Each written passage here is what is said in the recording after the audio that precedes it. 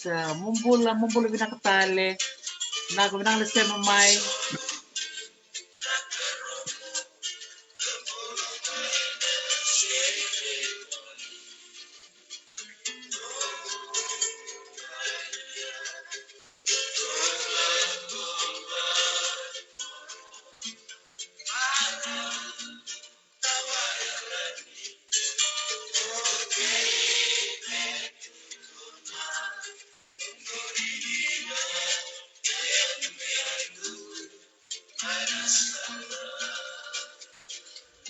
Sa mutumbula.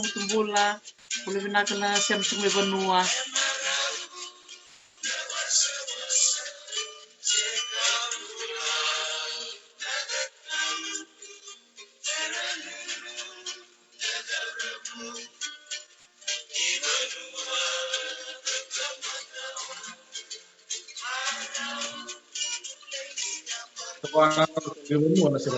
Banana saranga.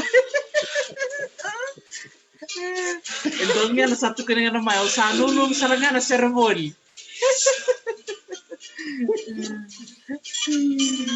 Sabe que sarà per mettere quelli mai vitti na.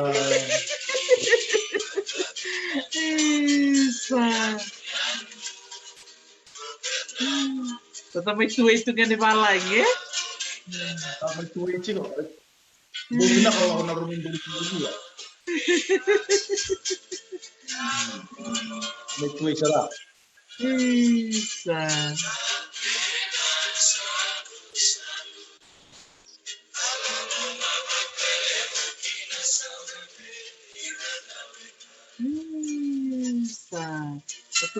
Tumbulan may koro.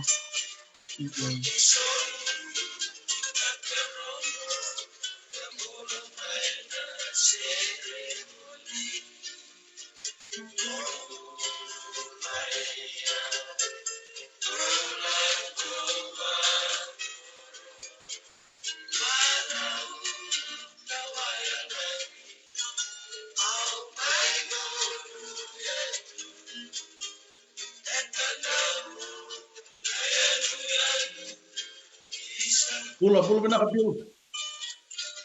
Dan binaka. Asa saluto chikao tinamosi. Ando. Binaka.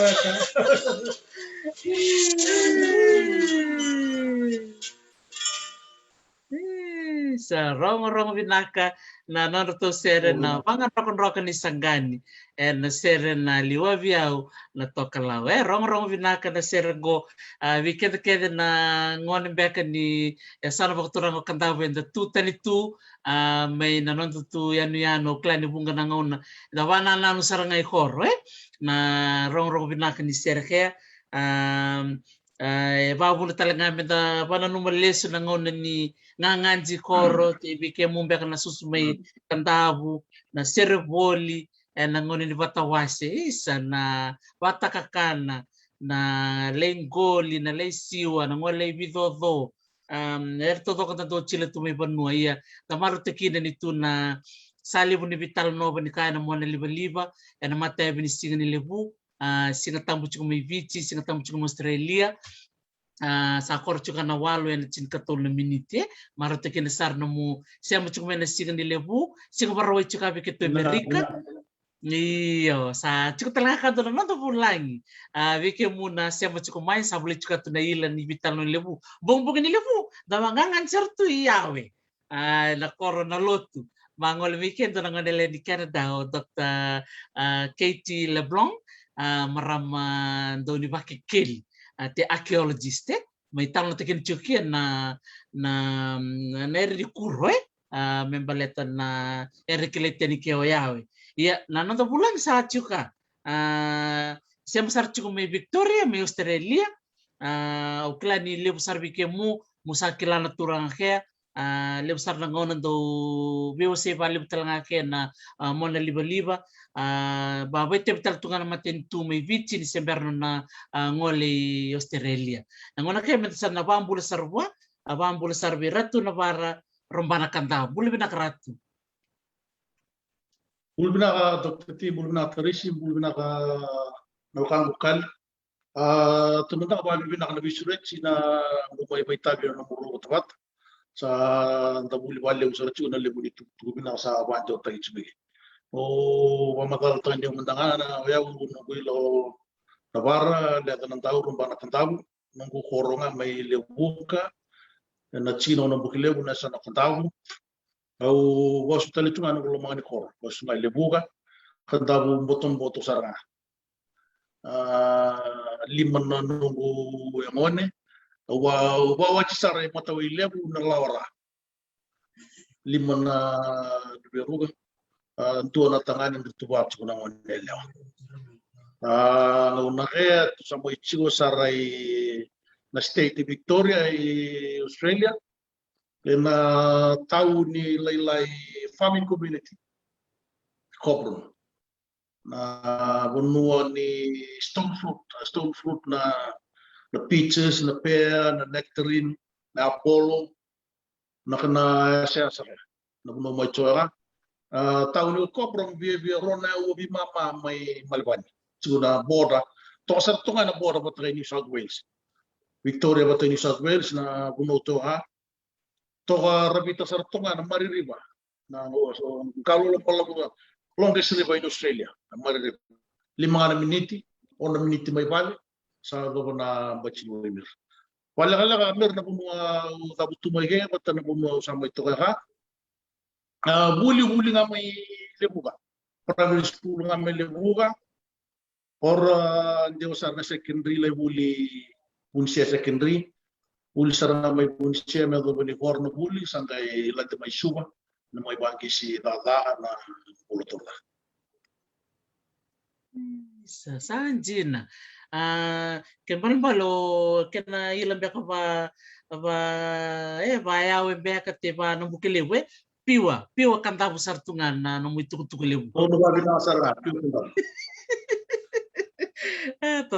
totoka isi pinakabali mo na nung siya may namubuli nga may koro na nung sasanga may namubuli may bunse nakainta na napuno sa tuke nung sa tume Australia nakainto lilo leswe menda lilo les tala na nung rubisu sumay na kendo ko na nung kasi panap tumanda na nung susu taki may sonero siya nung bono nung motoko nung siya dorbole lay nung susu nga may koro may kay lebuka pinaka eu sa ina sa tulo tumay Dr. Tissue sa ramay kantab minatalanche bulorora sa gilangan ng bulmay kantab na rabasang boni o nakalong ta sa labi puro nalay mandingan rin na boybo ngalo sar wali uso na boybo susuto nga may lebuga chinila di walo sa buluga pa may langa ng butura sangay klasi klasi ono juga kelas 8 langa na tuwa diwa walo sa buluga ono sangay di walo sa buluga ono langa kaya au mana sama bisu na tuibalo now para begitu cumai na nagaibigo cuma may nabiwakani na ni Jesus o gailon laki pun siya sa single parents gailon laki na secondary single parents ko may naman ni tama may nabuli may pun siya cuma kaya tule leba cuma kasi piyaw sabi sa langgang ng kasi Sambi bi tala na bulma buli bunsia. Sama ni lakat. Busale bi boto kay namutuyo pa na visus. Cengka sibiyo na tangan. Metu bukike na awat tulo botal na lewan pucana mo biyo. Na karabi na puch. Labi karabi chiko. Sa horme bunsia sa sasanga mo isuwa. Lomay. Sa mo isa sa kasar na fighti. Siniga liwan Dios nga bulgaruwa. Turna fighti lay tiya no trade certificate na mechanical engineering. Trade certificate na mechanical engineering. May minutaran pa korang. Yun ni ba korang nga namatay ni stage na ano garuwa. Ang tal na lang kay Bal. Lang ka talaga siya kasi biyo. Nangauna sama ilang ngayon sama ito mo talaga na garabi na bully FIT ni masa may FIT sabi ko sa tsuwa. Ngabing garab sa tsuwa ka siya kasi biyo. Titi ito maganda na tempo meron din garabi ito. Nono mo yung tempo yan. Sa may full stop sa ranga na ito sumir. Baka sa mga na ito sinigaw na nung baka sa masarangan late yan na friendship na naman mechanical engineering nung unang lupod siya ni trade nang una mer sila sa ranga na skill migration nalaw may na may mining na katanalisyon ng tormay ako na mo sa okay sa late yan na mechanical engineering but meron ni start na trade certificate meron ba ko na meron da sa sarang may na may wagis na Miyak may sa may takot yun, ano kayo sa may lang ka na siya kasi piya, o tuwa ko sa may demo to ka na bulibir. Sama ni sa amin ni Sir Biroli Tubutur, sama ni Balde Kabukurbuli, sama ni Bastil ang kisi dakata. Do tala na muna rin sa mo sa Tomir. Siguro na bang kisi dakata sama ni Bibi may naturo na nugunaw nito na runamon. Sa ito may isu, may tinamang kisi dakata. Sama yung karabi na nakakaka ni Pangkis bulay suba. Di ba hindi nakaka?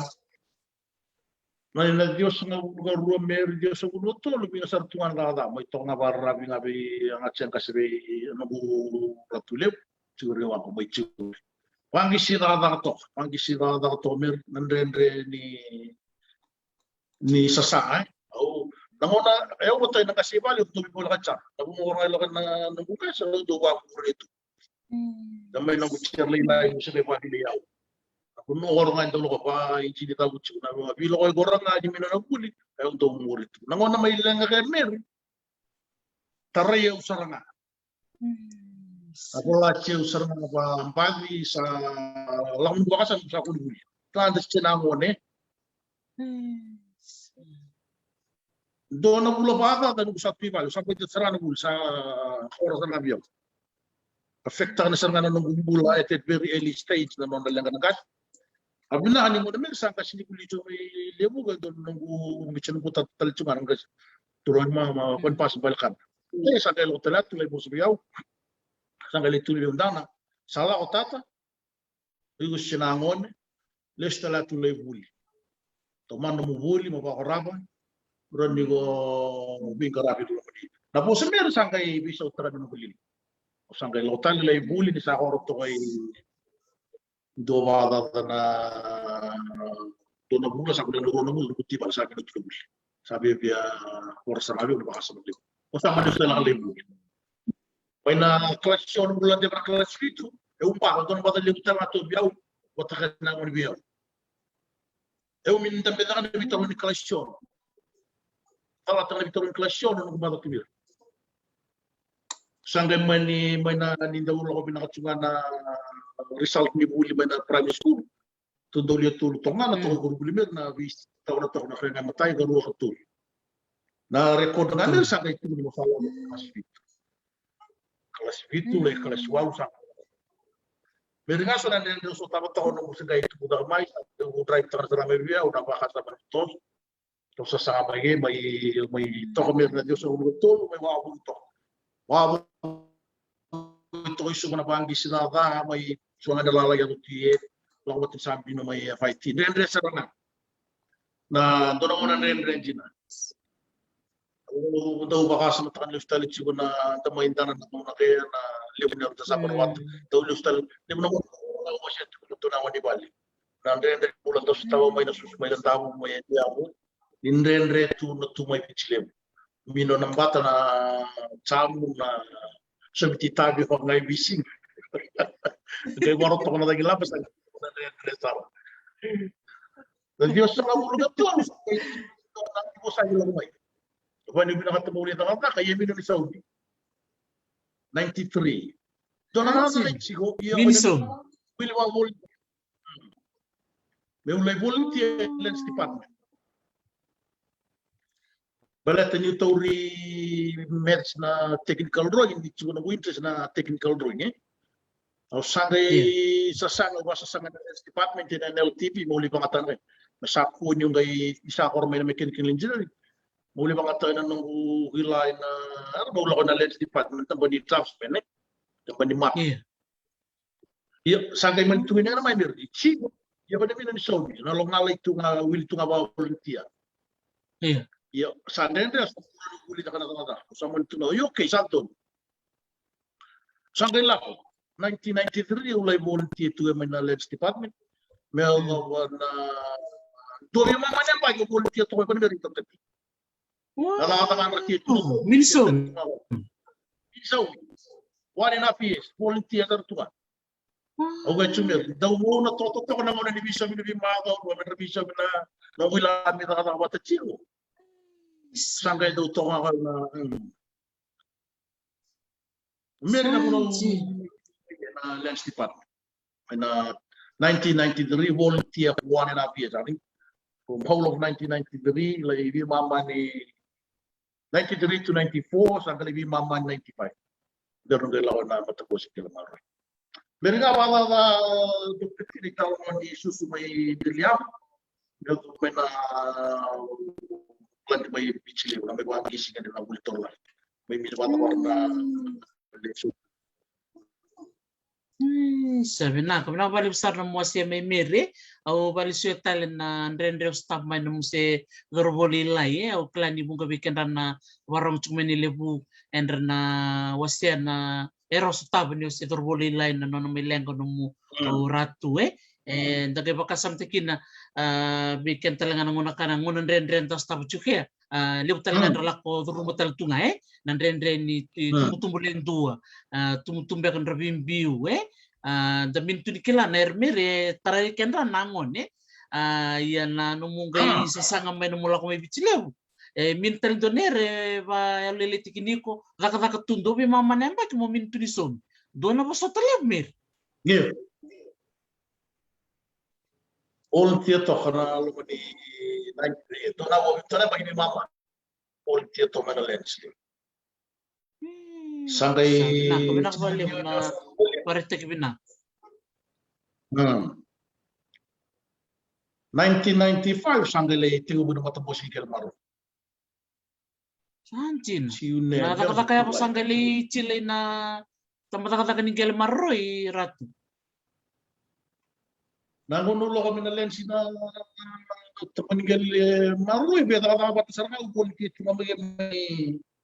may na lens Chico may na lens o chico na statutory department statutory section na lens department napunuan daw compile tingil na report ni gele ni nanda puno mi chwa bibi na frio tena gele matitu o teo wige do na bagit mama mer to may ang kay lako na matapos sila Maro lako na tabani kumpo Native Reserves Commission ang lako na matapos sila Maro garabatal chuma na kami ya sawi ko malibsa tabani biwang kay na tabani gele ko biwang kay gele ko men chilike dia Diyos na bulgali pa may ako na runong tulo kami sampai may idea mo chili ba ako taon na ba isa tapos chilo na pa may tsaka na matampo si Galmaro. Nagtsing natamay ni Kong Mer.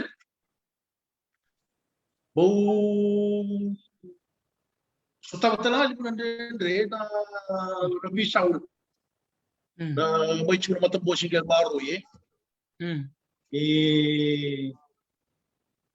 bilang nga kanta na napingkarabigan na linipuno ang rito kinigele daw kay Mer se musityo tumami ako manang una kanta lain tanakan ng rendre ni pwede nga tubitan mo tanat yun Ada rasta waktu main deliawe. So bagi so nabunon talo kay so na bilang nanon tayo piniglapo bilang nanon talo tuwa. Bina sa tuwan to rengel. Sila na ulit tunya kuno na minuto tuwan kel. Non rengel kay sebul tayo may natong daw dito ko rasa kay bisa sangat sigo me basu be biar. Na chilo man tabani kel ko tabani kel ko mer. Ito na department nga gara bibito do. Wani nabitamban matang ko single maro ibo ng rato na centralist garapangan na social law na to kalawe sangay tingo na tamban ng government para na tabali ko mo garabi bito do sarna na nang garabi na baleto ng mangkel hubuts kung bukalo nga trakal nga tele ni to na lumani chiniwata na mer le usar ng tabon mo ibiti sa sigo sa liswa may nabing garabi nga na matambo single maro na wichilemu na tolo kay wichilemu na tolo kuno lemu na kanang barabi piano nunggu ani tuno nunggu banana nunggu nga na sa semua may law o rutuma potulele wa luda usawa wichilich Totoka wing garabi tinga balat na tamban ni tamban ni gel ko na kana wani wakas mata na chinor nung dulu ka no sangga may suwa ka ng gela kombo mata ng gele luto na ko ni bitaro mo na tamban na tito na kanabang kay nabuno may pasu ka rin nabuno mara ka ka babu na sa tunga na libuna nabilo ko mer man ray pumbulo na ito ng gele and rasuli tu rasilia man ray tu meron ni buke na kanaba kilo wata gitu suka ng gele meron na ako tito na lumani ko tukan matumbo si gele maroy lemo na mo nung dolo tal nga dilo ko na village may nabi yasam village ta gini gawin na ng gele village ta gini ala na the wait about the doctor Victor ni bon mo was volleyball ni asam to bla ko tudalay sangan me biba me utay le utal na bibisaw le undon mo kan man matumbo si gele maron ko to o chumay ge adon to na bibisaw na chingede do sa buwan to na restructure le buwan to na kani wasil le bu bulan sana ni mama ni balislis terwati ngui kalau mati ni eu bu chikota lamai mindu ya pala tangan ni tutu posisi dari structure me pisau kan matu bosi kel maru eu bu kalau mati ni mai total kan me do na ru lu bi au chiku mo ige ya do na bi bosa ki bole chikel na non ta wa na leto wini gele me mona sabu bo do bi kan ra bali slis me matu bosi kel maru i involve wale usarane Mel do na analyze solely na ilaw na 52.8 million na compensation. Yung buway tayo talaga natin nila ko pala way subas-subay bigan na nasalang taranan na ilaw. Doon ako na maraw tayo bigan na libugan na nanda na mo raw ilang bigan. Pero sa na lilibugan sa tabo ng utsima ng matambo sigal maraw bin daw sa katsi. Nalibu-libu na wala. Doon nakalumatali. Doon ako nabing karabin na. Tao si minutungan ni tamu moron ng mga pinakamer may may ka sinahan sa may chumito sa kamdo kasi chunga na tunga daw wa na numingan na talit tunan man kasi sa sangat tunga kan bo ra so tamu ng nganda na buni bin garabin matubos ni mar so kami game na taro natar sarang obi tarong amiri na pamata no mo ibasala nabuko ni nung sa chuk Australia karon do bana no listo mo sa kay jina ngayon dantana ni wala ko sarang mutuk ko wabo kinabibunoy bici na mata na numulilo te basal weekend na ito ken barong chumilibu nang bimbi ni non rakilana non ra kub ningele te non ra tukutuku makao simber ni daruti ko na live lebu untuk sabi talo te kinichi ko na nang bimbi ni biwas te ni kae ni sali weekend na tambahan na satu na koro ni takadaka sali mo sa anda tuy balay na mata no may basal bi kemi nang bimbi ni non kilana non kub ningele ken non tukutuku makao ila sa mga tubigan na siko na itutu sa bubuli te wa Victor ni wanwa ya lain doang na tamata lain bubuli na kunya pusa na bubuli matanggali na buntoto ha sa itu na italan naman ang tigilangan na sa raban-ron nga may nantangkas ka daw vital na tayo ala ko sa tubigan na anabuan o tulad ko nang dorsin ni vital tumir na nanguna kasali ang usaran na italan no minon ni bidang alas kimero wasi ato ba na nutunaw. Doon na yung mo law si Chirilay, yung salda na may bali. Si Chirilay. Wala na natutu. Nangona meri, ndroin tale pinasa tunga na family tree gora. Nanongo na tuka o may na sembra na pangkulwa. Sa doner na tutubyaw ng mga libakas ng talutan na muli sumatala sa amin na ibola meri. Sa ni na tumay babiche, kana mau. Wala bin na kasar tunga na family tree ba usap tunga ko to. Naga na matatabi na kasar tunga, may na ano may sa tago may na utulat yung nakawa bigito may na taon-taon ni bitor yung nuwa may lakumay ni medo na ngona sa kay tiwan ni bitor yung nuwa. Na family tree na rin tayo na sa tunga na kasar. Yo. Nangunan ta samo yung mga sali ko na po, sali ko sa puli binaka, sali ko sa araw. Yo. Ang minta na numutsi ko na nanda na kumunta na data mutumay ang minta gila ko na nanda isya mo nanda bonua nanda gila na yala lim nanda kele o ba sa matakan o siya ila inugot yung may bonua o siya tsarela isang taon doon ako bitbogo isang taon doon siya toyo ng kasipan kanila lingel kana sumusubo ere nakanaila lako baka la doon makana sumusubo ka naila lingel ka dalawa ko na lang pa katay dito to nalako na kay lubi gago lain to mga dito ng tara na susubo na diala ligel diala batang na matanggal ka murien o ba sa matana chumer na ngaw na miri yan ang una ka sa lilay na mantagila ko ni mit manda siya machiga ta chigo na tagonwa kana man na may chigo ye Australia endra na ito ko ni buno na bridge na le jina ni mini polai boy bolot tu na non real linke ar bandir iya non ra siya machiga na tale chigo non bonwa still very much intact non ra siya machiga na listal chigo non ra tel niya Henry nindra trie non baru ni bulan nindra chiku na bulan dari chuma ile bulan ngona tan besar tuma intel lingel non rawam bau tare non rawam bau tare nindra chiku intel lingel men tan besar chuna intel libon wa sese ma chikan tuma non rawam non rawam sa makan yo libanta na batabi kan ta mai bich libon ngona ta sa pakawlet tan tu non da tutu na bulan ta sema kan non da biwa khan na bonua da tiga bumai ge jina ni chigo na talan no ina bitor ni bonua lebu tal ni tal no chuna taunda bo bitor ni bonua roni bi to no na sono na bato e na rin bimbi na mente kilachi mini chedar mente banga takaina me for your personal games your personal interest kila na chigo na talan no bola tu bitor ni bonua chigo na talan no ndra rapante o tanga na menangkas Wanu satu na chigo na nabubula na bitor ni bono. Ya dua mana mata mina buya busa. Ya, iya nalom maninto na busa rin tin tu itala ko nonton tilo may gana di matagal. Ran like tu no ron bubul ke tu ko mayer. Iya rin to na kanya wastal mina ka tu lo ko nando tan itala ko. Sa kay bata wa mi na maro ni.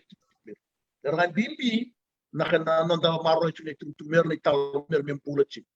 Ne Pani matagun tunangan ni balani ko may sama itu ada may susu Australia sa libon ako na tunat talaga sa buwan to na isang maintindihan ng bulang daw susu may pani nga tunat sa buwan na original they have to still men masih mata chuan na rin siya may daily ko pani talaga weekend may beach nang sabay itu buwan da kada sa bibi may buwan da may dilyaw sa lang buwan da may kuha nila buwan na siya may dilyaw na puchintin lokal buwan eu sababi do tu na chula ngai bala begitu do top tu tiyo ni sale bukan orang kasih tersabi ngat tu pengen dari talan mo ro binan bala tu tamu na sabi na minu tu do pola minin do rakot ta kaina minu tu na me marro ni tu me eu manta na no gura tu le ni tu ra bu le kasindi bu le bale to ne re le ni talan mo da tu ambala tu manta na mai no tu busa nango na mai to ne ro ngau regret na pa le busa na me nango na may langa kay minus nga yung record ka na tuda. To nango na salam ng baka sa mutia, alimwa yung ofloso na natangata ka na bilagay. Mino yung record ka na raw na oral history. Ano isya maka na biyo kami. May langa minus nga ni Stota gitu na yung kubis mo. Kaya nga pero basa ko niya tatsugan mo na nandamay beach. Pwede tuso na italan mo wag bimbi na nandamaro ya. Kalau bina kamaro ni nasi cuan orang gas nasi sila na itutu na isya man biyo kan untuk isya man to man na isya mo biyo kan ka andar man maram na puno ndon tilo China na puno ndon tilo tu mai na tandewa mai na nonda nonda kasiman ram bibi mai na ko wan bera te mera nonda mai ge law da sala ichi ngi nonda satso sanga ichi tale to na biyo ngani ka kau na nonda wawach na nonda sala ichi ma biyo ngani ge ravante o biyo ngani le buigan te minuto le tungani matata bu mir eu gosto de tane tu na mai no tu vale manda no tu to manda reto no tu vale reto na buno tu shema na buno ndarba o chige no tu marapa mana tau tau lebih terlalu murah. Saya masih risau au main bangga, mana turun tu risau au main bangga. Bagian ratu mai nakasan leak mai yale, saya masih lagi bagian ratu mai natu mua, mai ngaloloa, mai liu nabi delia buturang ai bicara loke. Raka usia babi orang ni ada marap, mai natau terpuno, mai ada bacung mai ga. Bagi seorang usah dekat wamuri leus telcip. Nabuno ndra sema kan ratu na motu ibale nabuno ratu bio kan ni oke kan na marama mai nabu delia taliso mai bi bodo taliso rahu mai ndra mai sema bani man de ratu na bubal na turna tu le buga ratu tu bosu boro botol bana tau kina kelo mai bi sisi kan italano ni ratu warna tura mana tu le buga mai manda na ratu na basu di BCC na levo vida bigan ratu susunga mai BCC mai bigan ratu to na keu bernin sangai gas sangai law lebih garab bigan dilia na nasi mo biyo kani na man gusa kay chud na dum na project pina mer beta ba muri listan na mo di bawo chiga kan nanta we kan maram rong vinaksar nga na bakasam tikin ching tu kuno mai do na project win na kamire kerubitang tikin seranga lebu ke professor ke Dr. Katie LeBlanc tunching mo ke via una dana ma ke ngonele sar ni Nova Scotia me Halifax me bitu tu mai na no bono Andrew me Canada me le tu bulan do tu me nalut men le bola banjir takina le chila na watataro interview me ken return na matua ni nalut tambe toko bumbu milanggol nona chila toko na tulikuro gai tuno ko Dr. Katie ni taras renga nona yalo ni dani kena na maraman na tambe tu gai bakasam tikin telau kia ni retu tarenga na ngone ni nalotu rosrenga ni no bola bola le non retu tu makasaranga dona vimbole le busaranga tu kuno mekari ratu so that's a very good project kaya baka mandang abikan na nangwan na warong chumilibu men ra do mandang nangwan nilo manito na bubal me pamuri mandang do mandang na no tumbumbu ana rong vina kami se matalista na isia may BCC chila na isia may lako yali chila na isia may lako na tumua sambo rong vina kanji sa toto le bunaw na minuto ni tabahawal ito na tumay jen donera umay si betu bayan nan na betin sabuli na bayan na bunon ng tabay tuga ka nakana marul binaw to na sila ni so na talo no apa pong pala ay wani kan na law may babi sumay kau may babi sumay lanchi na sikila bi na tunga na non reach balis na bunon ra na bumay jila ni ni bola tuwa bola they just maintain that history they law may ra bay bola ta na tunga when na di bigan ta nile mo na talo no minuto ni tabay bola time satu kan itu tu mana bitar ni bono le mo ngau na bani mursa ka chini sosa mina na nabi bata lai itu kan itu no bani saka ko chiu ni talo na bubulian na takas itu ta kan itu no na dihila tu ngala bumunda so na kana bibiga me da maro na ka intana chiku na non ta biyo kan ni da talo na mo ta kai yo ma tu tu na lo na lo wa bo hina bi sei bich na kalentar o na lo na mo min wa bo te bitu ka kan ta butu mai lo tu na mo tu anda beto na maro mo na modelo ayo may kanta ko mayar na may tetu na pala andre ni pula na lo ni tolo may na mosi may na lo may tandro nga may bon wole mi na sali ang mga sa matay na usat TV tula ko na ko may nasa upang ruwa na tao pale to nasa upero to no tao pale ta ko so mi ba dio na siya pachi kan do na way mal na tu ta kan na kali ta to na baro ni ta sa warito na mo may tetu na sali udan ra na isa mo ni biyo ka na puno ta tilo ke daw tuna chuna na le wala na ba awal tunangaunay mata nasa nalakomer na si tumanan tamara ng mga malak na siya mabiyuhan ang rangan marama libo nangaw ang ramay siya matulad na biyuhan doon project bigan na lubenda na mo yung sanda bigan na kasi minut tunigila na puno na siya mga naran tanaw na puno na rabakaw laybak tubugaw ke na puno na salay siya matangay na biyuhan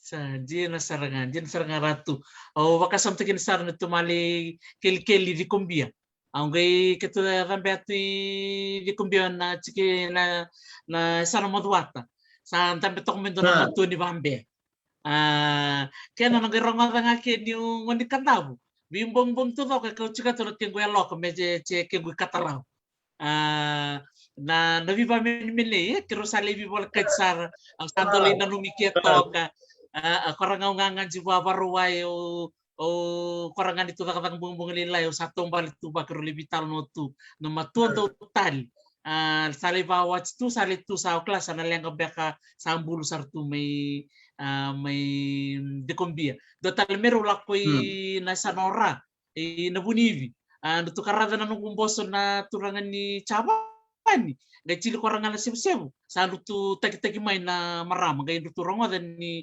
yung nilo ni kanta bunut sa tek sarangame mi kitu katalo ni singamit sa lilo mayo turangan ni Chaban sa tarunya o iko kilikim to iko kilikan na maraman randur to ka agay minitor kyo tororo kya na isya mo ni ponu da tareo saranga bale blano to bikaw itak na moto ni kanta bunut leton to bawat so to tumay na buni mayra na minita mo maraw na bongbong ni singamit randur to tikinyang salak tu main nata kita nana nabi kau teknya nai satu tok kasaran sa inna ko binak bali besar nano mu viva unggeche bikan na ngon tumbu tak chumike sombe kan na bi sona project ke kambe kan mu degree back kan mu masters saro sarangan yo chila nano mu tu project sarangan ni benua project ni koro matanggali toka batke nano mu tu yabusa sa rong binak sarangan na bibong gechi sa wasia chumika ratu na singani lebuwe ya daru sana siya masaratu na namuta chukan no Australia na sarmando chila chukan ngona ke bila dokti o eu do 2010 no bimbi may bich lo mamay to kami bangangaji ang bimbi kailangan may sernes nga ruotara o sa may chigno no chuka meron na butsumaga. Uyan may pangki sila kadangana sa sanga ni Toso ng bulot na may bije ni da minuto ni ba orang nazaran da wuli. Tau lokmay. Pero may na tugas sanwer na chini runod do no chini lokmay. Lokmay may bechimoni ga duawo bitu esasa. Maguni ga du orang betalo no may bije on dala lang pangki sila da Australia na ilabu lip tu may minuto ni gila dokter ti na siyembu na may siya ngatay. Nakakakan rin sabong. Nambetsi po ni gago. Nabuni gago ya pangababas mo tayo na grapes, na sultana, na molly, na apollo, na pear, na peach, na nectarine. May betsi ka to nandun ng unamir. May betsi po ni gago wabog ito. Wabog ito to ka na state of Victoria. Pero may na 2010. Siya ko doon na ito na bitinan ito at may beach. May wani ka sa kaya ko, siya puno liw. Nakakatakan rin na may tawyago na may banggi simbulay. Minan siya nakakarolo. Dawlay talo tayo ito tubig ka doon. Nalay banggi sila na palagi. Doon raw na tunatok at materintim. Kaya mo na warong ito, may minan siya sa ngawali na may nakatakayin. Bibidan rin sa may banggi jinatay na wani ko bilso ito kitay. Sa may ruokor na season na rin may sigoy bale. May budget din na kaya na nakakakay.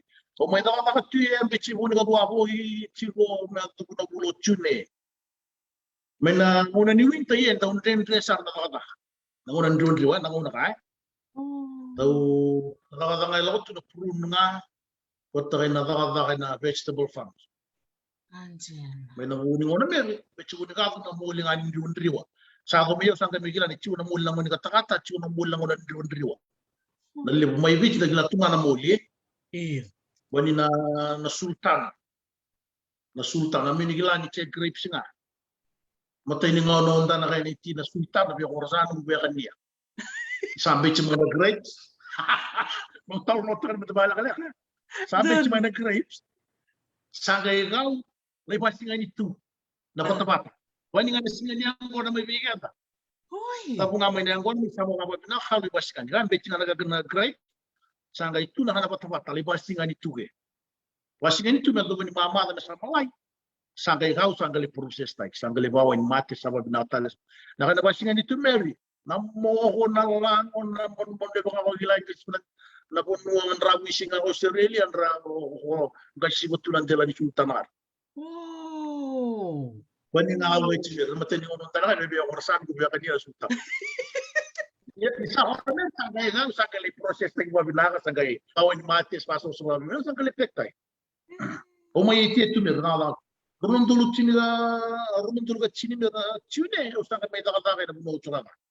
Sama imiru tu kata-kata kamu ni minta, sampai donasinya tuang di sini kata, rebo abu, donasinya tahu doh kana banggi sini kata, main don makanya sarang na bunuh cuma, main itu purun tahu na tahu gini fama, turun bawangi, turun Australia, lebih dah, main taruh sarang, turun kata, oh minus satu turun kata, kau ini mutu kata, yang ini setelah main nama orang mereka.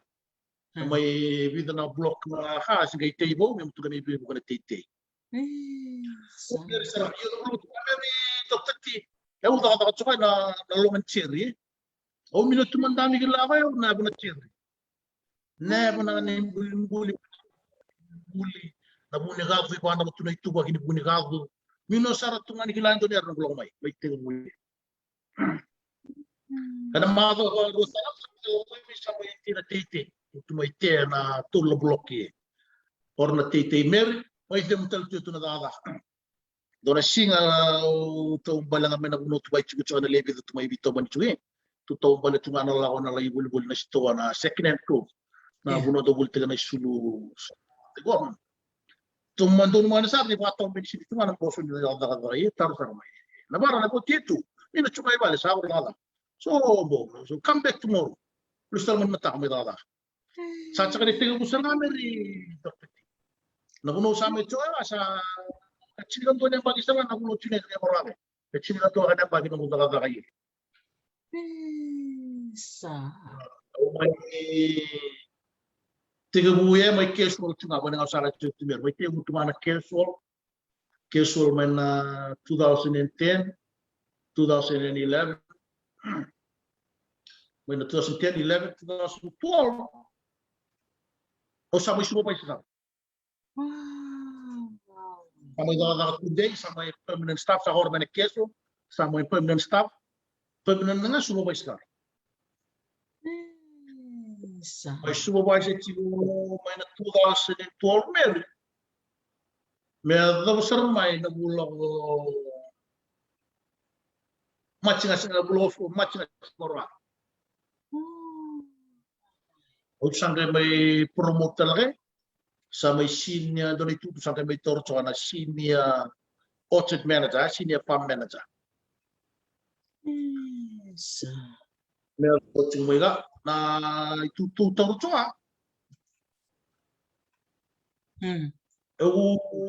na senior orchard manager looking after another six farm managers. Ito baru juga na renewability ka apat or ano tal mandia. So looking after another six farm managers. But they wrote ni Rosa na bulwada to na full-time employees. Off season Sanjin. Off season. Now during the season may na October medo na January medo na February na walang doon bechi na cherry. Yeah. I'm looking after another additional 500 staff. Limunan raw na tamata. Wili ka na daw pechi mo niya cherries. Sanjin. Nung ni pa ni the season na tiga ko nagmamani pa 5 na ako na sabon. Gay daw oras sa tunong ko kay mo iloy pali sa lumuson ako na bito na ko mamani bito na bon. So, nero da kata kan bosotan? Tawag ni Kusota, pagkatihay ba ng usaka Horachino, may tingwe, may tingwana keso. I knew nothing about cherry at all. There was no experience in the agricultural sector and horticulture sector, say in the cherry industries. Mino sara na may toso chigo no lomani mucho nga toso sa tuwa no mucho nga mo kila nga ya mucho ye. Huli na dawaka, undana nga na huli na dawaka so kay tinguto na bisa ko so kay tinguto na 2 years course na certificate for horticulture. Kasi kay tinguto na bisa ko so kay lautan may bakora ng boyga. Sa chinwa na ba ito daw sa kay tinguto may formalized tayo wala na may tituan qualification. But job sa mana sa kacungir. Nalalaman niya bakit ito sa chigo sa isa na ito mga bulit chigo na nakanapurunta na cherry na kena karami na lang nakakora may palit na it's a one whole year process maganda na harvest. Harvest na one whole cherry. Na tu na sisenit yung may na October na ako na pulo February. Ganda mo na. So naman ang matcha. Ang parang season na ito na matay maagaw ni pulo match. Na bulia manda ranyo wasi weekend na sema chukumi banua. Wasi weekend to weekend na baka ng takini ngauna ng gele. Wasi binindu kilite ni toka weekend to minabukile na bulong-bulong ng gele na tiyanggon.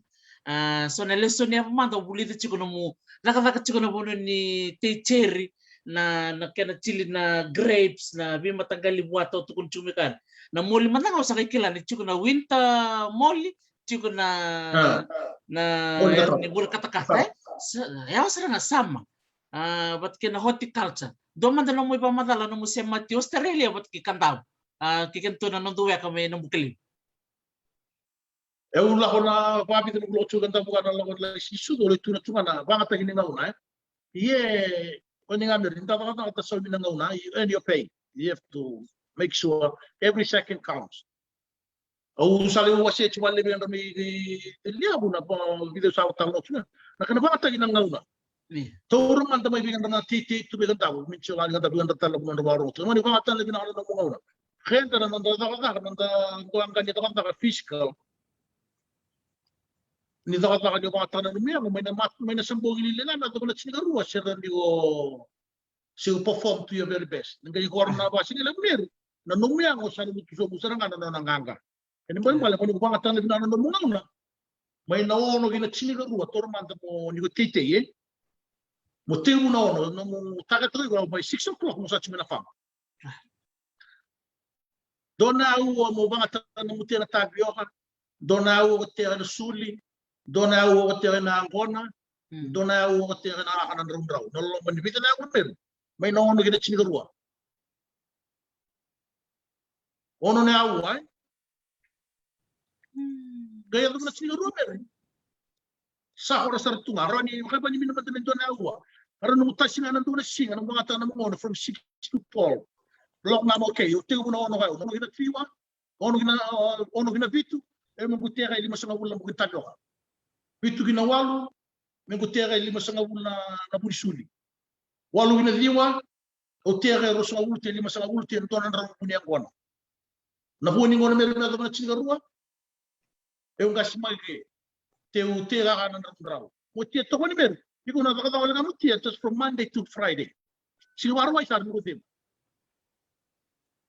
ko na chingaru na ko lo tal ko wai lai tinangoli lai kitale so na daga sinivale daga vale porno musina na bakit wala nga ni ngauna lebu kan tanan may beach na mulmulo mo chigo dakiyan na tumanda sa korna bito korna wan sa tinga mutu ka na matinisin na sangay to tuna lai daga sa tagal lo wala ka to may ganda mo nalo matanga kitawa ruto na wachu na tumbali pero sa balu siya tawo na malo ni ko wala ko tuna sa fresh na katu na ay naisul sa ko naisul ito katang sa tino na kay paroy o mama na chunga ko yung pitodo kala puli naisul ito kataka wani nga bilet na tuye amo nga ka tuye workways naisul katakata naisul mama me ko tinilangi betako ba kay ni guchi ni ko ko pitodo ganilinga der orbanyo wani nga nataka ko tichuna wani nga nataka ti wani utuna chuma nambe chimoli to nataka kan renre lem na tutu sa nataka ro nataka renre Di ko mbeci mo, lima ni mechu no mutaket, na lima pinto na singa.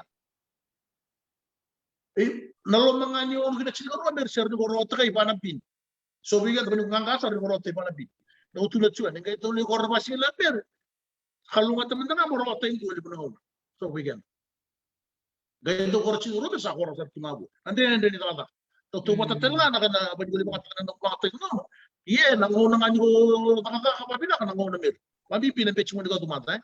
So, if you make use your time properly, plan your time, time plan. Inaroni mo kayo ka na sa ka na may beach. Wabibi may kanta po nung sa kahit sumiri. Namutuwa na nga ba pinaka na program ng Dorisina. Ni wala kang layo sa buhay layo sa kung sa buhay. Bakit ang ingaw na? Main thing sa rana. Ni ko sabi na nga nila ng mga tanong ng una. Isang ko na ba lusi mo nulit na nagkito. E ba ni ko sa tira na tete may ba ni nga nung mutatak. May nawalo ginaliyo, awalo ginaba. Nantuan na rin po nila. Sila ba nga tanagin sa nanon tan ramaba ka tulo sa wala kang tete. Sa rili ko pinakasartsuhan. Diyan sa. Ni ramang atan ito na ramang na kami pun sa kan rili atan atan tete. Nangunang kan waskilip. Ano mo ni ti, tsuna mo ni afternoon tea. Ko. Yaron ko po itakay na afternoon session ni ba ko ata tubir. May na toro man daw ni lima sa minuto ko na buong tabi ako na siya. 5 by 4 20 ronan round na mata. Diyan na sarang. Taman ni William. Mga tao ronan round. Ni ko nakatry na ba ni mo wasya na mo time. Okay, kau na muningaw sa ka tubir eh.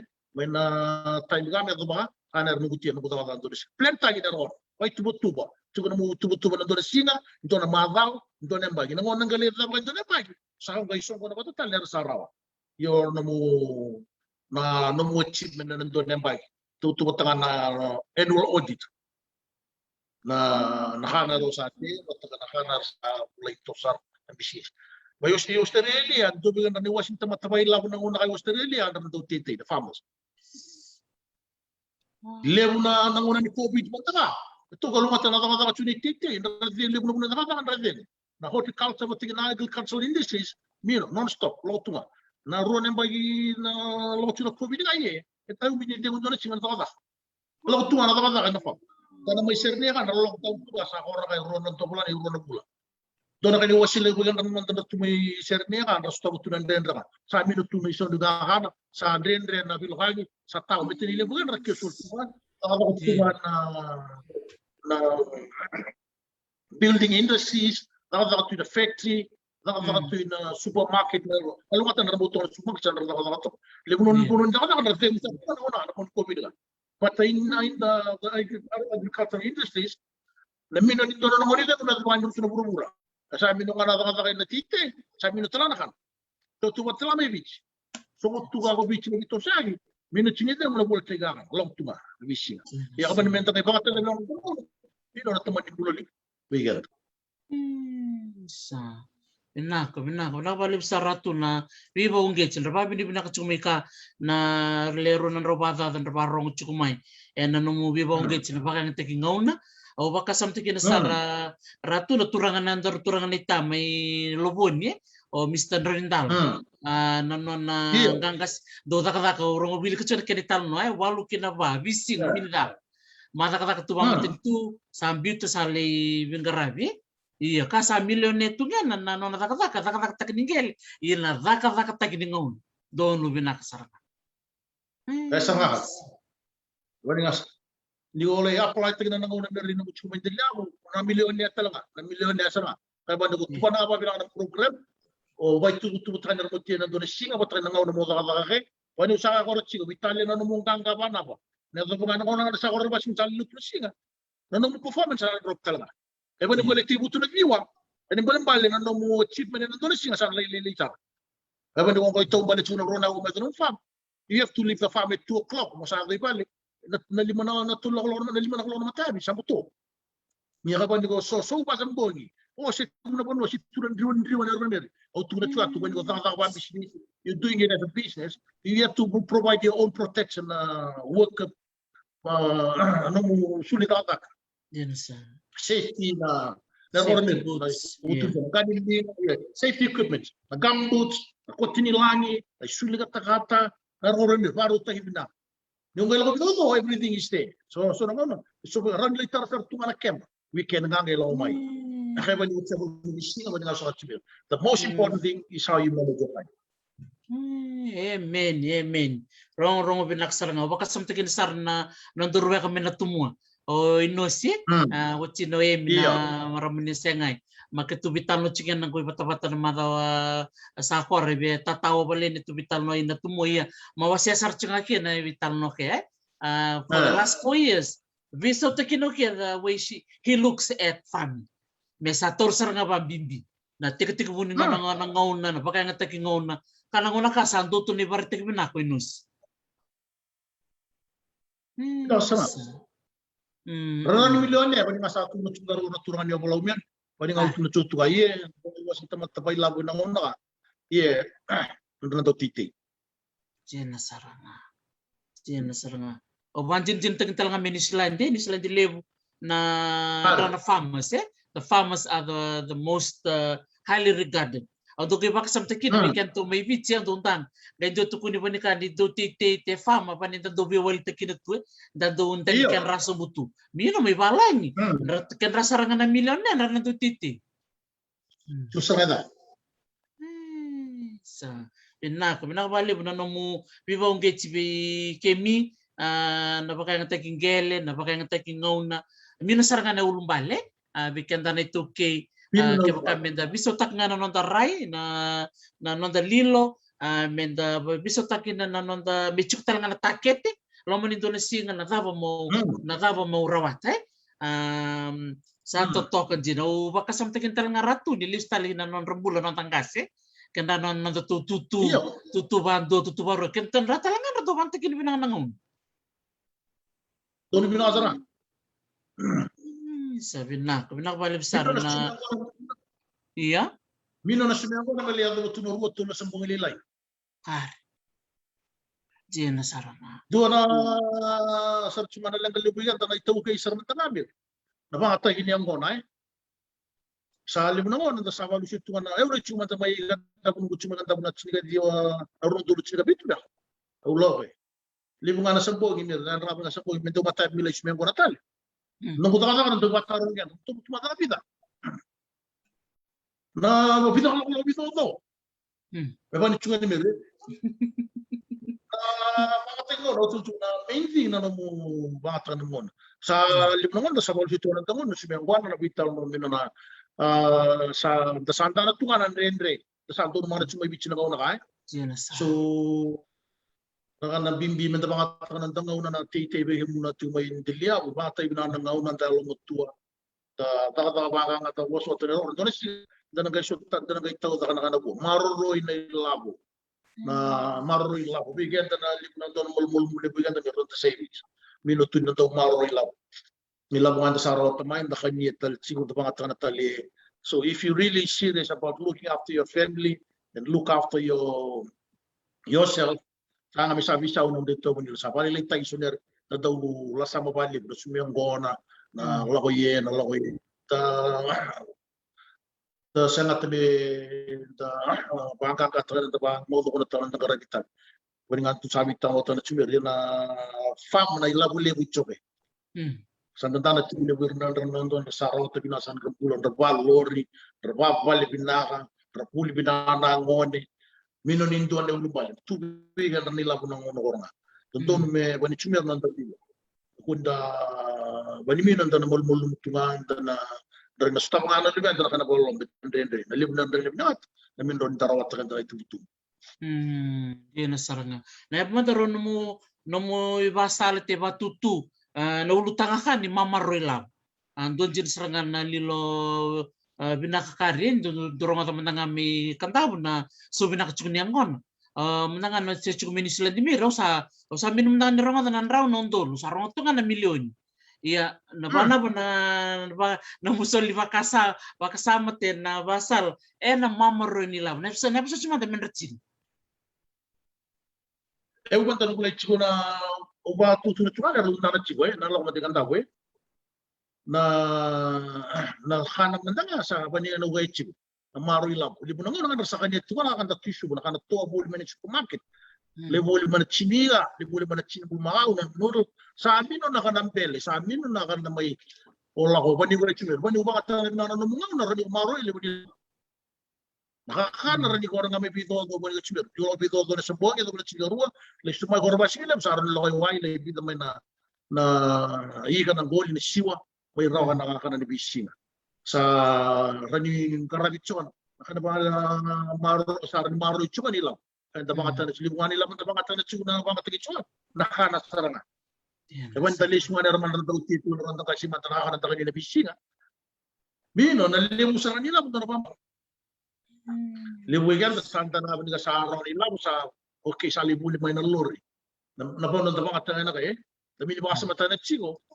Na lori kanya talit chunga nila. Wataw gayin driver chigo, baka try na chigo. The total is on the side of the Muria mewa. Meron ni maruri yan nila. Na investa kayo ng bangke. Ina lebu na polisiya na arman te bol na bali tu tachigo man te liabo bol chu na bali suba 32 kalau cuma ya ne burbur nila ogo chume rio batau sar tonga na bakti lewanga tonga na re tunta na chigo bandimbi me sabi sa usan de baro ni bulan na de gania na de ba mata utani ganda kai sa satani mi lebu na re ni bu e bandi go bangatakan na resources na tumendelia bulan eh minun golem na unan de kami de tuko tuma na mutangan nila na roni ko bugi kan rachu nan rin resto butu nan rin apa ni da dosa lifestyle saranga ko darle usapa kanye chu ni may bichi na kauna undo mo na ulang na do rin ko sa chu na linta loko man de budi sian dan na buli na tietu na rasala kalau mata chu kan ba bisnis to may budi sian kon ran na bulang to dia usala bet dan kay dia nga kay mata-matalisyon rasala rawata 2 million ni may kada Yung kanta na nun, sa kayo nung return ko, napakanigan rin O tunad siguro na makasakit na rin. Pwede may natulungan na ako na yung gornay. Muti nga, liam sa ulan, sa liam sa tiyo. May pwede nga sa ito, muti ka muna nung doon yung bagi, nung ituto ko ng doon yung bagi, sa ako na yung bagi, o di tayo, lisubatal ako sa rawat. Doon nila mo maroy rawa, na mo niyang bagat din. Dahil mo sa ati rawa, nang may gana ko talmutakin. May sabi niya ako rin pang business. Pwede nga ng business ito. Your annual plan, sino mo target, sino mo goal, saan ka takay na. End of the year, you reevaluate yourself, what you've achieved so far, how much we have already saved, how much it's going to cost you to run your farm again the next year, na expenses. So, mata, never wrong. Same process na lang ako. Sabi pa nga takay na mo invest. Kung na ba binaka na sali mo rin invest na kanong mula, may huwan ni Lelusi. Tana chu ile bukan renon da mai kata ba puli lor korang asal lain ta butut matai mantanga ni bese mas na lor ko chu suwa ni minuto ni bina nang garage sa le mu ni bina tu jira ni sa to chu ba ni chu tali so taler tale me buge chu na bisigi mino na liusan na bina da na onta mo no boy labo mino ni patra mo da no chu ma kanir daro mo dali talan no ni labo visually ta ni bisi na bina buli ang kona bina may buli na ang kona korong mo to tama na ni kono da ni lambo o Winston. Ano pa di may Horo Winston katare ganda. Sa Horo Winston sa kitara pa ganda. Dali po nila ko to ngai na to may namangat may budget. Bilioni saranga na bisila. Nung nasabda ko yung kuwan naman na iyo ditala ko talin-talian. Bilili na ko nandanta na may reflect na nota may bunwa na isa araw na sabi sa na vale si extend na vale si hul na vale suwan hul na so na buno at pa binibina ni so na buno men tu buno men tao sa to subina kasar nga sa tanta na sa na bisa we ya ka ba ni men timino dan nang kay nantala na rin bilang dalawa ng buong iba dito na so na buno men tao sa buno rin bilang sa libol sa para libol ng pagsisali ng libol vale sa tutto ng boli-boli lugan da yata kanit tiwa sa baratan to ber na nanda tuwa na ba pinaka ng to bisi may kay rohan na limaro yan rohan na bulat to da kan Sebenarnya kena balik saratu rong benak na numubiyo say ken na biba unggeche lelib sandra babi ni benak cumikan na rong benak na nandor bitalan no yan numose cumay na numutalan no ni numumbula me Australia biba unggeche tali bikan rato na cumay ban mo ay ni sember nga may daba na nandor bitalan no chukutari sonero biwa siete sombe ko biya pambula bikenra na buku ni nandor may vital no chiko na matay lebu. Kami pinakabalik mo na kanasulit na ngauna. Kami bital mo ang glass at naman rin resados tawag tumay na ngauna. Mindo may ganda yung mulay game, minutalan tumay bici. Kung talaga yemi, begitu ka lockdown 2, o malwani min ron raw may, kami na chibot mo council, malwani, ni taro ito na bilog lagi. Dasabo sa tinsunga. Tapos tabo ko tunan nila. Sa kaya, kalong atay so, pag ito na sa auto nga nadalada. Wege muna nung may bici, ang ren-ren, tapos tabo tuga, sa nakuha ni bangat na kayo na may paul-paul lumutan niyan, na bang kagatsi ko. Wani usang ako, wani gilani ko ron ilis tali, diablo ititay, tetu na sali mo rin ko, bang kagatsi, na kuni paul lumutan kayo nga ng rendre, tutal sali. Ayaw na puno sa magpuyakan na libre rendre, wala ko bumay, pinto ko ni raw. Pita na nga na sa tabamay, bumola ka sa nga ni magwala kayo. But we just have to keep looking forward. Tatawa bangga, tapos sota pampalawsar, sota magandindi. Na taunda ko nindendre na tsubigan na binak. Bigay mo na nonda. Kung sabi ang kolege mo tsugat, mga tagi binaka ng naon na maroy pali mo na arisaraw chigo, maroy chigo. Palilay na sumiyang gona, kay balim. Palilay na kanyan, kay balim. Meron ni bisaw tayo nonda nandagtos-tos na lumunin din na kada bigyan na sa tsuga no lockdown tuga kay may to tsuga na to titi. Ada kan raw ilaw tsuga na titi. Betanahan na ni din mo nganda. Din na sira. Sabi tumutuan na kay baninto na sos minahan ni muraw kana mo na. Matiti. Naron to sa mo or na salib ta ba. Matiti na minon ni din wando bani sa tunto bito Nalo mani Ronen Bay nga takatuto na lockdown, sabi ni Ronen Bay lockdown. Ito na tuwa na agriculture, horticulture industries, minon ni dem, nalo ko tunga na kaka. Bisi nga tawdo. Uli sang na tamat. Uli mo to tunga na tuwa na city Australia man nga, level yan sa ano tunga na kaka tunga na city. Nalo ko tuwa ka. Wato man na sota na nalo mo tuwa nangay basi naman ni mo ni bidak. Kami rin ko lang Dr. Tina Rubo sa Tubigan, bigan rin naman ang trabaho ko sumay. O sabi ito rin, nabago rin pa sa Tubigan rin naman. Na tumitaw mga mata, rasa dyan ko ito, nakakabangkakasa. Sebenarnya kenapa sa rato babi di nakatakin ni ngolech ko nandor vital ano na pantekingele na horticulture na agriculture ni kilita ni kena nandor yan may kandawe ya undan tarcungan na no mubyo si tarcunga bali bano buku ni toke ni nontangele na toke undan tarcungan na no bibarara mataki chuka bo si binalaw siang kay bibu sekte chunga kan na bill 17 na manda no mo bos matanga ni bibal nga taki bo si taranga na baka na tekingel bikenda ni toke kasa mini bill sa balaw ta lele besar chunga non tawe kan rabarong chunga menanguna ka ni nindar kila ni mata kata tu na tempat kata ninggel marroy. Don man tanong mo boss na ulutang mir. Sember ni meda ban dorbital na. Kula sa wala sa korba ini. Nalo sa chigo. Sampai bunga naman dan kata ito ninggel. Wala sa korba chigo. With the taro chumay ni sabtu kan lawa isa na kay banap. Ni banap ka sa listay ng Kelly. O sa wabi do tu na chigo. Binaan din lista na ang tangkeli, kaya na ito winkeli. Iya pati sa risk na na-intention na-intention ng lista ng mangkeli just to protect it. May nakinala ko na taon-taon ni matanggali siya na nung ising balata mo develop tayo na mangkeli. Pwede sa tulad sugat. Napaka tayo ngeli, ang dami ko pinanilis. Napaka tayo ng nababi na ng ngaw na. Nung tulewa, you don't have to go to the bank to get the money to help you. Nung develop tayo na mangkeli. When you also tanga na sacrifice na matay ni Ronen Bay, sento sa orang lakmay sa kay tingo na kontra business. Na risk ni na mo lang mortgage na bila na risk ni singo ni mo sa komite na numalis. Na nga sa tarapay lebo yan dari Chinese nga. The next step sa nga sa may mortgage na nalis. Dila? You selling mortgage, una no mature you still have to pay your mortgage. Yan sa. Ano mo tunto no bakit tao kining kele ka kupula ka upula eh. Nang unang sa lista ka ng kele. Sa ka buka no mo tunto meron. So we need to understand and know that. Ni mona kasali polisi sa korno dunto ni tunga ko lang sa chigo indona ambay sabi suikan ta nambay nilis. Sa kamu tubigan ta manan dunto. Yan lismer na mona sali pockets ta iki. Sa futal na risk ni rawan ni bago ka may bego. Wala ka sa antara tuwa. Le mo analis ito uwi ka tuwa ko tuwa na FTB mo ka gisil tuwa na FTB.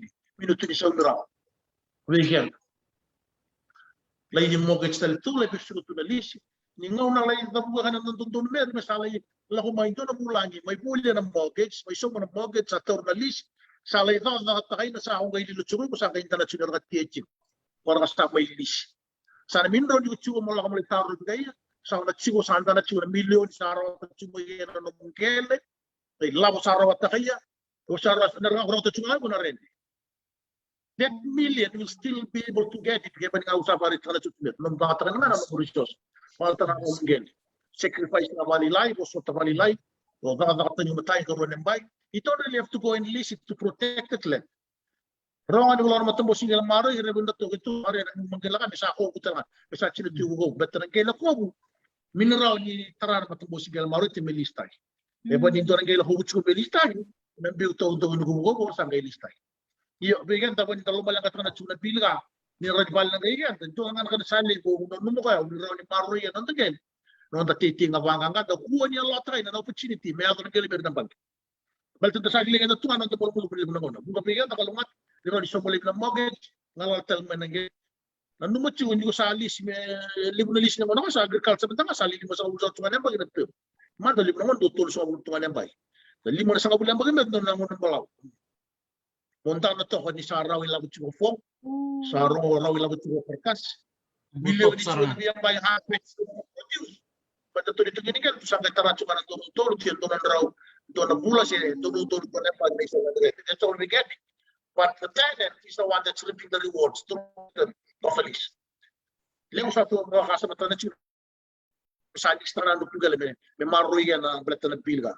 Kuha. Ang nung mo kaya, pinakala ni kuha. Kaya nga usap balik na siya. Tapos sorry sila mo, nga kahit anong tagin na ito. Nang kakangan yung sorry sila mo. Tapi ito nga pang matanggal. Sumano nang doon tubutuwa project. Nang tatakete, okay. Kana tatakatin matanggal. Kung rin pa ginanggele, tatiba ka nga babinang ng tanggele. Tayo na kona, tayo na tabyo, tayo na suli, tayo na tuwa, tayo na kwan. Imbula ka na sumuye. Tatakatakin na sila. Meron nga nasali mo rin na paro rin. Kung isuli paro na lis. Isang duwa, isala ko may karebelisi. May isang garami sa nababi na kakalibigosay. Lawa na taro ba sa labi na daw nilawa. May ikan ranto ni bisnis na kilala ka na kung rin pa ang bisnis siya kung may belis tayo kayo. May tatara ka na so. Libukan na sa daw tunga na daw reto na boss. Kaya doon na may huli na yan na nakakabuti na matagala. May murwa dyan siya murwa. May paro ni Kusay. May tayo na kay balay. Kung doon naman ni Kusay. Straightforward. Kung na reto ko na lebe. Di sabi nung andun yung talit. Kaya tunga ka doon. Kaya doon na huli na yan. Nasakasama tingnan naman natanggal ka. Daw wala ka na tawid, no mo taw libo na nga reto to the taro. You always sit back and look without asking and without initiating the conversation. Na muna kami sabi sa unang dalilo. Ito sir kami sa pang tachilo. Kuha na reto sa kulay ng pula ni pasa tunga med chuat na dalilo tilo. Da na bulil le musar kami o may bulil de o pinakatala men da bakas mata na chimenta. Ready mo kaya ka na ba tulewa sa kuan sa le mo bingar na sa bulil na ka patay. Meron may buat tuloy at tayo, may pinaknan ng bulang. Wow, siya na maro ito, anak ng resources. May benefits nga nito. Kung may raw ilang kutso, ano bulan. Meron na Dr. T, wala lang sa mga siya bigan. Pero iba ko rin baka sa mga bigan, balat na ng Pilmer. Ang nasali ko rin kami, ng Pilmer. Kung siya lisi, nasa taste ng agenda, nasa develop ng agenda. To take only a few years, all it does is nanda tuba na babinaw na dilo lang da program ta na babinaw na dito tub na tagnaw na tatakata manganga na turun to na yan sa lako baraw na patay ni hali sa tingog na normal may nagulaw sa nagilada butia sa nagayto sumanaw na sa patatat si Manila ko bina binak walib sa sa rong binak kamida na bitalo lebu bibalong ganga taki ungeta tal na yalo bateni le weekend tanta sa banda sa lele tuwe na kena sa may biso kin na erto dok masaya na buku ni batu lewani matintu ya na bibat pamatalo mitchila ke mentalista na sol bakin da tetal na non gele me chunga weekend na kena ganga na kaya natakatakin na tagyan. Nakabalib sa rato, unitikin na kaya minche matay ke kini korokoran dormis vitalan noa, unitikin ni na kerker taleatu, na kerker taleatu labo, unitikin ninyo na bayo talmay molis talmay. Au sana kerewa, na kerker taleatu kaya misando ato na kanang bache. Obabili pinakatuwa ni napali sa tsunga ng finance, obabili pinakawali mo, kailan pinito na una mo. Nung gaya obabili pinakawa, kung saan may na nalimogin na property may tagruhi, sa tsunga na pali. Sa taon na tsunga na matuan gunana, patakat siya naman niya, sa tsunga sa mumula sa tsunga guarabogit, hopefully the next 4 or 5 years na sa guarabogit. So na investment binaka wala way nanguna ko ratukal di wato niya na valim sara na binaka na bikawitake binaka labo na numero chiko na wakanta na randola kay home finance bosi bikanda na itoke tala ko tubina kana home finance bandareto tuwe Gaya duro tu pun kaya dan tu menang kasih di namus kaya sa teman di marau ya duru bikin tak? Misal serangan misal. Senjata serangan. Betul ni lepas nangon tak kelak tu pun kasih orang pangge. Sanda tu ngame yang rana baswe, benda kaya duro tu pun kasih saya lele itu. Tapi nak dah duro tu pun kan tapi tok menjual tapi yang bulu batang no. Haram. Berang itu tio. Eu levo relativamente na cisna rua que sempre tinha algo aí. Don. Eu sabe vida tinha na procura um sabe do sabe como vai. Mas não tinha lá que estava batendo. Na sua baixa lá tinha na bulan itu sa tabi mau di tinha o gelar de sor na baru tinha sabe ba bini bina tinha tu bigan rabani bina tu bigan. Menerbakan gaji bersama cuy. Andren reagan ba bina ni tuna na masalim di bitaw no glan ito tala bitaw no bitaw no rin to bitaw na kana sabi na may bangi simbolo na buno Australia sa na sarangay binakabali mo na bibal nga gataki o klan ni mga barong chung mobil pikite na sanangonen randurong at nang tawaya kan dala kami palay rarong atungan na rong ni sawe na ilabo uy bida nang tolak kanto na yawa na itaman nila buliw ka raminikila na taman nimbuno bat kina na drion tadurumi kaya datu na bimbong bimataya sambundo na taka rendre labo toto na daw tulo labo niyo siya pusmosi bil tikete labo niyo sila musmosi sabi na ko na yan jin to nang kasira do petit tumay nakakabati sa kanang kasara sa tumay bitiga Tom Bitchmon, tau tu na kay sa tau kirpay man tau garila mo may tau tu na tunga kay mo ni na dala ki mo na kabatumbo na bunwa siya ni daw puno siya ni puno kay nakau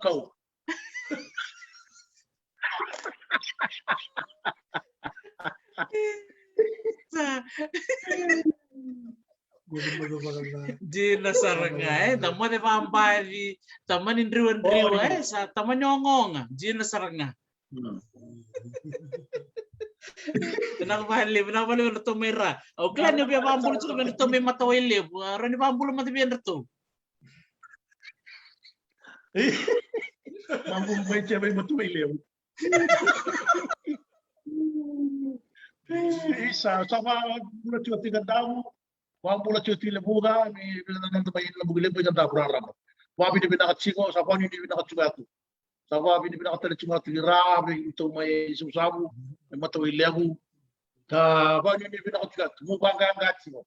Tibali ko ng gele. Meron inda rota ka ng bulo binak. Agula sabi siya kaya meron ito titi. Sabi na ako, nakabalib sa ratu, nakabalib na ng Muslim na mga na bongin nilibundor may bitalan noa. Kimi marote kinasar, lilim sarangan na wekan rasa siya chung mika tarikan rabalib na nomu bitalan noa, lista li nomu bulat kimi libuka, dren reo sa tabo nomu tungda kimi. Pambul sar chung mika narto ako nabuli at si may bunsya. Secondary school. Isa. Lele mo drama ambulo chumika kan na ex-college ni Bunise Secondary School. Na mo siya mo chumike santo to kan na ibarita ke o o Ratu Navarra na puno sali tuke me Australia sali litu kina tundan tamani tambana lebu ni tambana ni Cherry Orchard Farm Victoria ukla ni sobe ko bike muna be bangis takatu panintona puno tao chuke me Australia ningai se mga wana turang ni lebu ka kame no bukilebu ukla ni natuba na yalo ni bibu ke bike mu na sa mino mo takata mo sa chuk Australia se bike mu na chuk me bichi mo be sa sang mo no mo ngale i Australia na seasonal workers no kay bitar-tar nga be Ratu Navarra rombana kandabu en suletuna nona ngauna en nona bibong gechi bikenda bunga sara bikenda nangoni kandabu ta sambimbi may banua ta satu na besi bura-bura na erdo do kilitini na weka may kandabu en do bikawitaki kila na buna nga banta chuke darongo ma ngonia sanda vitale ngoni me ono te ngoni me nateva ke no buna nga butuke nalak nga tu na bibuke nalak nga tu na takitaki ke na erto to nga ona ngandra ba na chilia babi di binaksar tu bali buni chuko na yalo ni bikawitaki ke na yalo ni lolo bina bali saratu sa lolom saratu tu bali bike mu me Victoria unitekina ni Indonesia keto na Lesotho at Australia me libin dan terang at balik na te grapes batike na buwan ni Sultan usanga ki buke rongotu kana kani cicin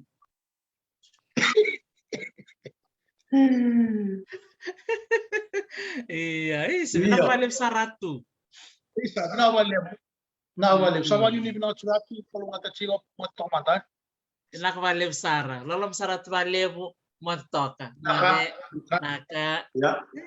sa nakabalev sara sa totok ba na vitala nova ki Ratu Navarra rombana kandabu siya masar chuko may Victoria may Australia chuko na tambana ni Betsy Apollo na Molly na grapes na kaya nabi matanggali Monica we nabuta chuko mo ko pana na tapos sa natin ni Congo papalat iyo sa totokan jina ile muna kanda may bulida na pear nectarines grapes oranges o sa kaya may bulida tu ni ruto na matanggali muli na moli ni winter at kaya na moli ni summer wow dan yung kailangan doon na muli vital ni Banua may namus iya iya kasangka dan mesti riliru kan matagali atau toko pakauci binako malim sar dike muna siya machikumay may lebuner may bulida horticulture and agriculture iya jini ni dakak chungum Australia